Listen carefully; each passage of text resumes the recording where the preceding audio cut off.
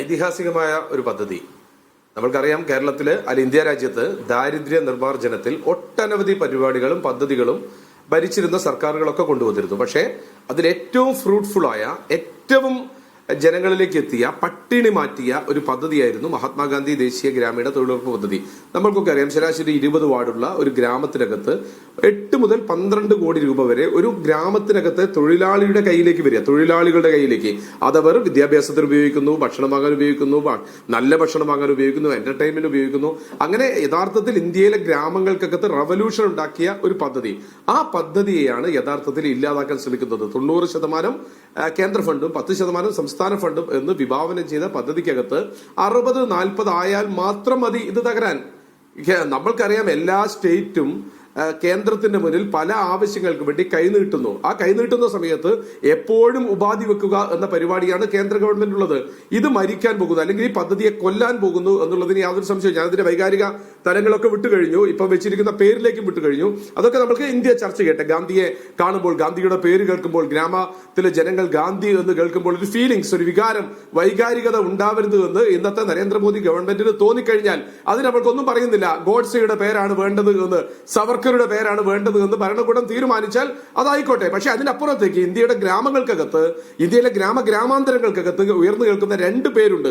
നിങ്ങൾ ഇന്ത്യ രാജ്യത്തിന്റെ ഏത് ഗ്രാമത്തിൽ പോയാലും ആ ഗ്രാമീണർ പറയുന്ന 2 പേര്. ഒന്ന് ഗാന്ധിയുടെ പേരാണ്, 2 അംബേദ്കറിന്റെ പേരാണ്. അതിൽ അംബേദ്കർ നേരത്തെ തന്നെ ഇല്ലാതാക്കാൻ ശ്രമിച്ചു, ഭരണഘടനയുടെ പ്രസക്തി പോലും ഇല്ലാതാക്കാൻ ശ്രമിച്ചു. രണ്ടാമത് ഗാന്ധിയുടെ പേര്. സാധാരണക്കാരൻ മഹാത്മാഗാന്ധി ദേശീയ ഗ്രാമീണ തൊഴിലുറപ്പ് പദ്ധതി എന്ന് പറയാൻ പാടില്ല എന്നൊരവസ്ഥയിലേക്ക് എത്തുന്നു. രണ്ടാമത്തെ ഘട്ടത്തിൽ അവന്റെ പട്ടിണി മാറ്റിയ പദ്ധതിയെ ബലത്തിൽ ഇല്ലായ്മ ചെയ്യുന്നു.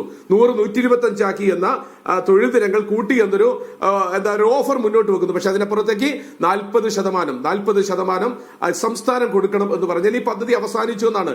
നമ്മൾക്കറിയാം, കേരളത്തിലെ ഗ്രാമങ്ങൾക്കകത്ത് ഉണ്ടാക്കിയ നടപ്പാതകളും റോഡുകളും ചെറിയ ചെറിയ പണികളും ഒക്കെ മഹാത്മാഗാന്ധി ദേശീയ ഗ്രാമീണ തൊഴിലുറപ്പ് പദ്ധതിയുടെ മെറ്റീരിയൽ കമ്പോണന്റ് വർക്ക് ഉപയോഗിച്ചായിരുന്നു.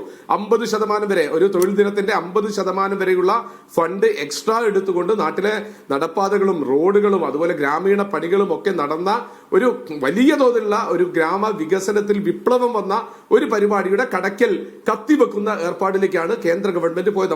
നമ്മൾക്ക് പലപ്പോഴും ഉദാഹരണമായി പറയാറുണ്ട്, 10-15 കൊല്ലം മുമ്പ് കേരളത്തിലെ എല്ലാ ഗ്രാമങ്ങളിലും തമിഴ്നാട്ടുകാരുണ്ടായിരുന്നു. നമ്മൾ അവരെ കളിയാക്കിക്കൊണ്ട് അണ്ണാച്ചി എന്ന് വിളിക്കുമായിരുന്നു. റോഡ് സൈഡിലെ കേബിൾ ഒഴിച്ച, അല്ലെങ്കിൽ റോഡ് സൈഡിൽ കുട്ടികളെ ഊഞ്ഞാലാട്ടിയിരുന്ന, നാട്ടിലെ പഴയ സാധനങ്ങൾ എടുക്കുന്ന ഒരു തമിഴ്നാട്ടുകാർ. അവരെവിടെ പോയി എന്ന ചോദ്യത്തിന് ഇന്ന് കേരളത്തിൽ കാണാനില്ല.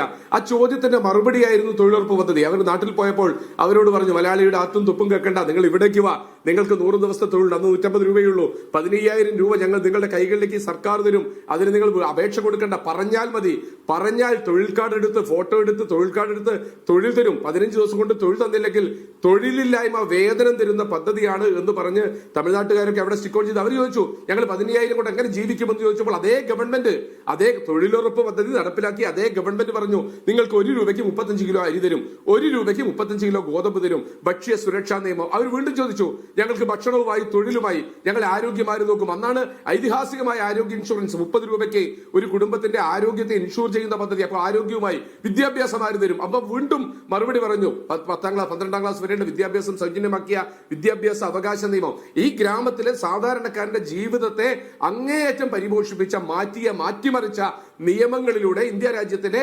സാധാരണക്കാരന്റെ ജീവിത നിലവാരം ഉയർന്നപ്പോൾ, ആ ഉയർന്നു പോയി കഴിഞ്ഞാൽ അത് ഞങ്ങൾക്ക് ഗുണകരമാവില്ല എന്ന ചിന്ത എന്നും അടിമകളാക്കിക്കൊണ്ട് ഞങ്ങളോടൊപ്പം നിർത്തണം എന്ന് പറയുന്ന, അല്ലെങ്കിൽ ഏതെങ്കിലും മതബോധവും മതചിന്തയും വർഗീയതയും ഉണ്ടാക്കിക്കൊണ്ട് ഞങ്ങളോടൊപ്പം വർഗീയ ലഹളയ്ക്ക് അണിചേരണം എന്ന ഒരു ആഹ്വാനമാണ് ഇതിലൂടെ കൊടുക്കുന്നത്. നമ്മൾക്കറിയാം, 40% സംസ്ഥാന സർക്കാരുകൾ ഏറ്റെടുക്കണം എന്ന് പറഞ്ഞാൽ ഈ പദ്ധതി തകരാറിലാവുകയാണ്. അതുകൊണ്ട് ഇത് BJPയുടെ വളരെ പ്രധാനപ്പെട്ട അജണ്ടയാണ്. മഹാത്മാഗാന്ധിയുടെ പേര് കേരളത്തിലെ, ഇന്ത്യ രാജ്യത്തെ സാധാരണക്കാരൻ ഉച്ചരിക്കാൻ പാടില്ല, ഓർമ്മകൾ പോലും ഉണ്ടാവരുത്. ഗാന്ധിയുടെ പ്രധാനപ്പെട്ട ഘടകങ്ങൾ അതിലുണ്ട്. രാഹുൽ ഈശ്വർ എങ്ങനെയാണ് ഇതിനെ കാണുന്നത്?